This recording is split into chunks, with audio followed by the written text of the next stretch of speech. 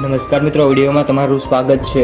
4 દિવસ અગાઉ સિક્કિમમાં ફરજ નિભાવી રહેલા આર્મી જવાન રાયસંગજી તિસ્કા નદીમાં લાપતા થયા હતા।